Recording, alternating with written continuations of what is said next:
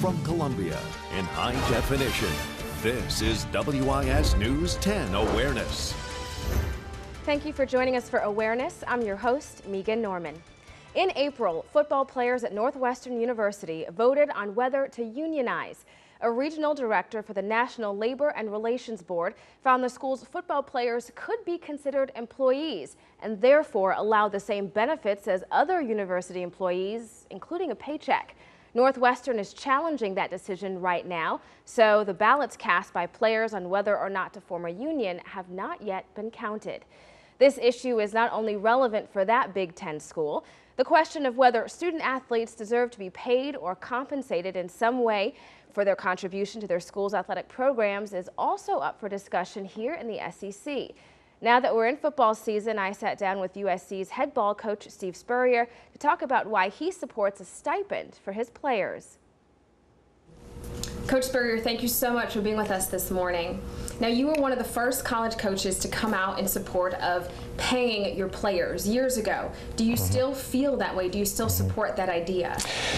Megan, we don't call it paying the players. We call it expense money. Some people call it cost of attendance. I really believe sort of the quality of life of college football players and college basketball players should be a little bit better. And these are the two sports that bring in the enormous money now that we didn't have 25, 30 years ago. A full scholarship 25, 30 years ago was fine because we didn't have this millions and now billions of dollars coming in from football and basketball. So I believe you have to sort of give the performers a little bit more. A lot of our players here, we give them weekend meal money, which is perfectly legal, but that runs out pretty fast.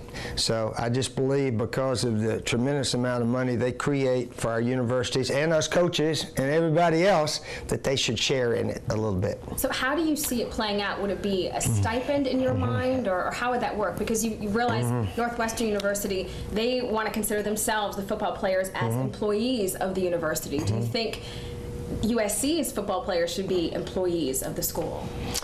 I don't really think it should go to that. We just personally, the SEC coaches, we all agreed that our players, and again I include the college basketball players because they bring in about the same amount nationwide as our football. And SEC football does bring in more, but I just believe that these group of athletes, most of them come from sort of low-income families. Most of the other sports here on campus, a lot of the players come from average or even upper income families that send them money. Our players basically don't get any money from home like a lot of the other athletes. But again, we just believe that they should share in this tremendous amount of money that all the schools are receiving now. Have any of your players ever said to you, Coach, I just can't make my ends meet, I can't because of practice and my schedule, I can't have a job? Have they ever come to you with those concerns? Well, I asked one of our players this year, I said, where are you going on spring break this year? And he said, Coach, I don't even have any money to drive home. I said, you're kidding. He said, Coach, I'm busted. I don't have enough money to put gas in my car to get back to Atlanta. And actually, we got one of our players, which is perfectly legal, to loan him $100 so he could drive back to Atlanta and so forth. And, hopefully someday soon he'll pay him back. But, I just thought that was sad with the tremendous amount of money that football has created, that we have some players that just don't have $50, $75, to spend here and there. What do you think the possibility is of having this become reality here at USC? Well, I think it's going to in a year or so, but the NCAA is pretty slow. There's talk of the 5 major conferences sort of having their own rules and being able to distribute some income to our players. My suggestion along the way was to give our players some expense money for the games and give it to their parents also. People don't realize a lot of the parents don't have the money to maybe travel and watch their son play in a lot of these games. And I just made a suggestion this year. I said, why can't we give 75 football players $200 a game and their parents $200 a game, which is only 400 times 75, I think it comes to about $30,000 a game. $360,000 a year for 12 games.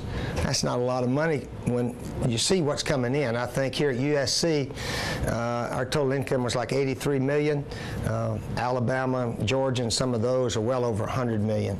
So it's different at every school, and we're certainly not the wealthiest school in the SEC. We're probably somewhere in the middle, I would say. So I just believe our players should share a little bit in the enormous amount that's coming in. What was the reaction when you suggested that amount for the players and the families? Well, the commissioner and the other people were looking into it. These things take time. They're not going to do anything until next January or so. And again, I think when they're talking about change and this, that, and the other, I do believe that they want to include all the athletes on scholarship, which is, that does turn into a big deal. All athletes, meaning all sports? All sports, yeah. All the women's sports, the men's sports, they're talking about that. And now whether or not that will come to pass, I don't know. And they say you have to treat all the athletes the same. All the volleyball girls and the softball girls are the same as basketball and football guys. And I always say, well, they don't pay their coaches what they're paying us coaches. Exactly. And it's not the same. But again, that's something that they're trying to keep everything even, I guess. Well, I was going to ask you kind of in that same vein, do you think if they were to pay, the football players, the basketball players, all the athletes, would that take away from subsidizing some of these other sports like golf and swimming and things like that? Well, we're not talking about paying the guys. I'm Right. talking about just giving them some expense money, and their quality of life would be a little bit better than it is now. If we had to pay our players, Megan, some guy did a study here at South Carolina.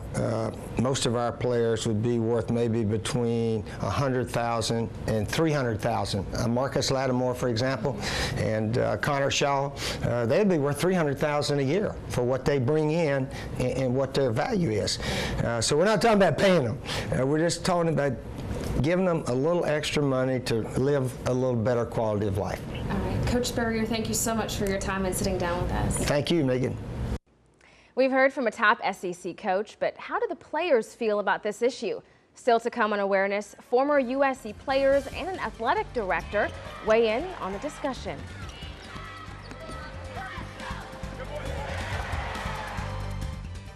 Welcome back to Awareness. Joining me now for the players' perspective is Carrie Rich, a former USC basketball captain and a sports talk radio host.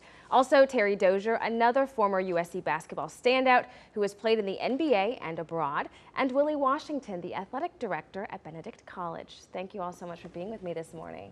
Good morning. Good morning. Now, let's start out with, as former players, as an AD, do you think college players should be paid or compensated in some sort of way? I agree. In some way, form, or fashion, I do believe those who generate such income for the university and the athletic department should reap some rewards. Why?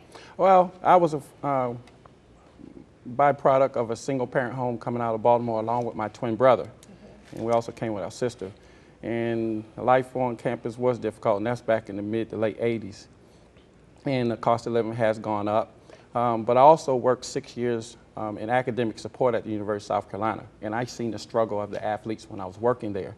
And the NCAA book is real thick, and I couldn't give a hamburger to an athlete that was hungry, or give them a ride in the rain, because that's an extra benefit, if you will. So I do believe that they need some help to survive campus life. Right, too many rules and regulations really getting in the way of maybe quality of life for some of these players? Absolutely. Some of them is borderline ridiculous. When you're talking about I could do it for another student, but I can't do it for a student athlete because of his status on campus. Right. Now, Carrie, talk to me a little bit about while you were at USC playing. What was life like? Were you financially strapped as a student?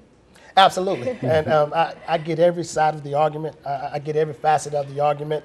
And when you're getting ready to offer an opinion or an assessment, I think human nature allows us to fall prey to our own personal experience. And my personal experience as a student athlete back in the early 90s was a great experience. Now, that's not to suggest that we didn't need money or we didn't want money, but that wasn't a part of the equation. That wasn't a variable in the equation, so you're forced to move on beyond that. But to the contrary, 25, 30 years later, they'll generate billions of dollars. And I'm careful to use the word paying players. I think that compromises the word amateurism. I think there's a spirit, there's a passion that goes along with amateurism. And I think if you include paying players as part of that equation, I think it compromises that. Do I think players need a stipend? Absolutely. I think that maybe a semester stipend where you are able to enjoy certain things throughout the semester. Yes, but I'm very careful to use the word paying players when we're talking about helping out student athletes. Well, as Coach Spurrier talked about, I mean, because if a player is worth $300,000, you're not a fan of paying him that.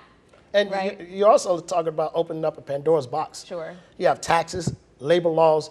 Do you really want to subject 18, 19, 20-year-old student athletes to those type of conditions? Right. It becomes difficult when you use the word pay. Right, exactly. Well, Mr. Washington, let's talk a little bit about one side of the argument that talks about, hey, some of these students, they have scholarships.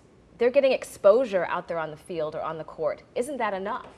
Well, and the scholarships and the exposure, I think the first stance I would take is no, we should not pay players, totally. I think what should happen is that we need to keep in mind that young people come to college for academics first, to get that degree, to move on, to have a career.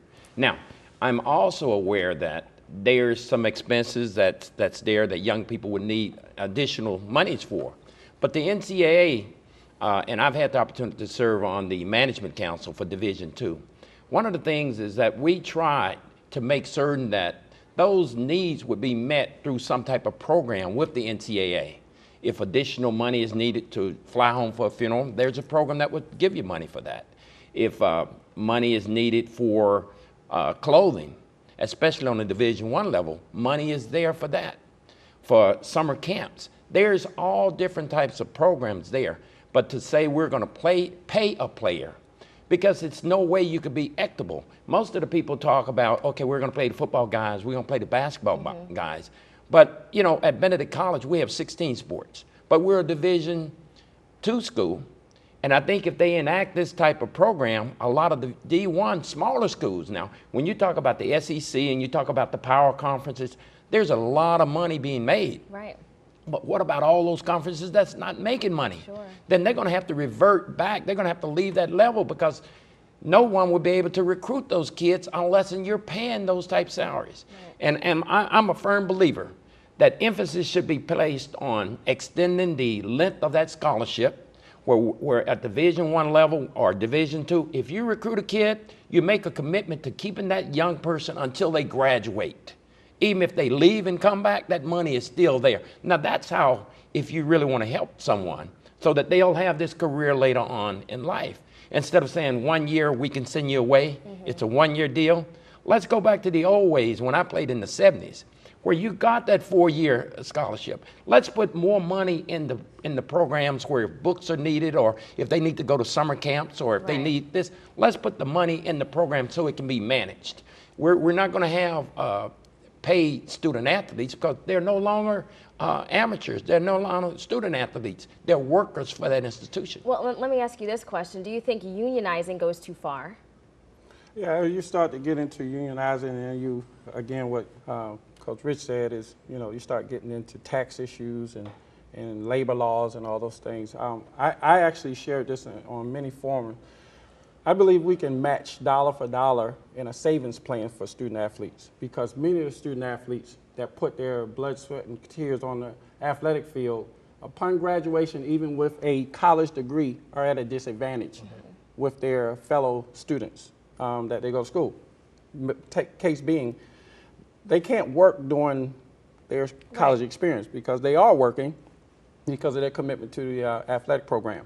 But when they graduate, they have to go out into the job market with people who have work experience that they don't have. Yeah, we have transferable skills as athletes, but you still don't have that work experience, and so now you're starting bottom level when you've always been on the top. But and then there was also the argument of they should stay in and get their education. All of them are going to school to better their opportunity to make more money, even the non-athletes. Right. So I say, if you match dollar for dollar and say, upon graduation, this is waiting on you, now there's an incentive to stay in school. Sure. as opposed to running to the league for money. Right. Well, because it seems like that then becomes a distraction for the players because they're focused on the dollar signs, right, versus the education. Absolutely, but like, again, we get our graduation up. If you know that I get a college degree and I have a savings plan upon that graduation, and now I have something to get me going as I leave school. And now there's not a desperate person out there being eaten up by these agents who are telling them, hey, I can give you money now if you leave school, and those false hopes of being a professional athlete, which are less than 3% of them actually make it. But the flip side to that, especially once you reach the level of the SEC, ACC, you know, being 20, 25 years removed, we understand the importance of getting that college education. We understand the importance of transitioning from college into the real world. But you know, as a former high-level athlete, at that level, if you're good enough to get to the SEC, you're good enough to play in the ACC, you're not really, whether it's right or wrong, ideally, it's probably not right, but realistically, most athletes in the SEC or the ACC, they're thinking about the NFL or the NBA. Absolutely. So the emphasis is not really going to be on academics and graduating the way it should be. But of course, we've been through it, so our perspective is going to be a little bit different. And that's the challenging part of it. You know, getting kids who are not in tune to graduating and understanding the importance of graduating, you're trying to switch and change their mindsets a little bit. And that's a challenge. Because again, if you're good enough to play in the SEC or ACC, regardless of how bleak it looks from the perimeter, outside looking in, those kids still believe until they're done that they're going to make a living playing football or basketball when it's over with. Right. So how do we change that, though? I mean, is there a way to change that mindset to where the focus, I mean, is split between the two? Well, I think, you know, in talking with them and talking with the parents, you try to convince them that education and academics should be first. Although if their skill level, ability level is that great and they're just stopping by to get some more experience before they move on, actually it hurts in the long run, because eventually, and Coach Dozier probably could expand on this, the lifespan of a professional athlete is really not that great. I don't know if it's 3 to 5 or 5 to 10 years or whatever, but they got to revert back to working, going into some type of career. But I can tell you one difference between that regular college student and that athlete. When that athlete get that degree or finish the 4 or 5 years, whatever it takes them to finish, they leave there with no bill. You know, when that other student leave, they leave with a $130,000, $140,000 bill, something that will be with them probably the rest of their life. So there's an advantage of getting that college scholarship. Now you got to work for it, just the same as other area students come in and work and maintain whatever they're doing to make certain they can keep their scholarships. The one in the band, you know, they work for it. They put in their long hours also. Will we go pay the band people? If not, they say, hey, we're not going to come out and perform. We're part of this equation. The cheerleader's going to want to get paid. There are so many different facets to this discussion. I know we really just got started, but thank you all so much for being with us this morning. Thank you, Megan. Thank you. Thanks for having me. Well, when we come back, WIS Sports Director Rick Henry joins us with his perspective. We now welcome WIS Sports Director Rick Henry. Rick has spent his 33-year TV career covering sports all across South Carolina. Now, Rick, how would paying student players or giving them a stipend of some sort, how would that change the college sports world? Well, one thing, it would be a great benefit to the players, especially those who don't have the money just for some basic necessities, like perhaps doing their laundry or being able to afford the gas to get home, especially in cases of emergencies. But then we have all these questions that need to be answered, like how much, and are you going to include all the sports, everything from the tennis teams, the golf teams. Right, and how do you value the players? You know, what is the dollar amount that you're going to attach to each player or to each sport? Now, does this speak to a larger, broader issue when it comes to the NCAA and their overall rules and regulations? Yeah, the NCAA rules there are so many rules. You know, the rules book, I don't know how thick it is, and there's so many out there. It's like, I heard one former college administrator say, it's not surprising if perhaps some people are breaking a rule or two every day because there's just no way around it, especially when the rules prevent you from giving a player a sandwich, or if you give them a bagel and if you give them the peanut butter to put on it, that would be a rules violation. But if it's just a plain bagel, it's okay. Well, do you think, like with the Northwestern University football players, that they should be taking this issue into their own hands and trying to unionize versus letting the NCAA handle things and reform their rules? Well, I have to give the Northwestern players props because they're taking some action and bringing it to the forefront and making people even more aware of it, while the NCAA has a tendency sometimes to drag its feet. But now, especially with the 5 power conferences, making some waves like, hey, we're going to break away from the NCAA and establish our own rules and regulations that will benefit us and our stance. I think the NCAA is going to have to do something, and so we'll wait and see how that plays off, because with Northwestern talking about creating a union, I don't know if that's the way to go either. We'll have to wait and see. Rick Henry, thank you so much for being with us. We always appreciate your perspective. And it's my pleasure being here with you too, Megan. We'll be right back with a final thought. When you factor in how much money athletic programs bring in, how much coaches make, and how much hard work the players put in, it seems only reasonable that these student athletes should see the fruits of their labor. We'd like to thank all of our guests this morning. Until next time, I'm Megan Norman. This is Awareness.